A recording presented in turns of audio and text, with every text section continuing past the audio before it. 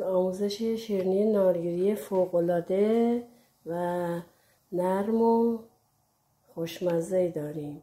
دم عید که میشه همه میرن سراغ شیرینی نارگیری و گردویی و کیشمیشی. 150 گرم پودر نارگیل چرب، 300 گرم شکر، 150 گرم سفیده تخم مرغ، 1 قاشق آب لیمو، نوک قاشق وانیل میریزیم توی مخلوط کن. نصف سفیده رو با شکر و پودر نارگیل مخلوط میکنیم. نصف دیگرش رو زمانی که میریزیم توی ظرفی که داغ بزنیم حدود 20 دقیقه داغ میزنیم که شکر کاملا آب بشه. بعد میذاریمش، وقتی که از روی حرارت برداشتیم میذاریمش کنار.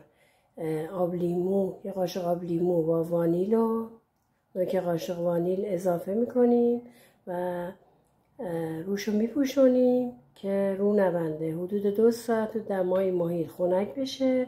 بعدی که خنک شد توی سینی میزنیم و میذاریم حدود 1 ربع توی فر.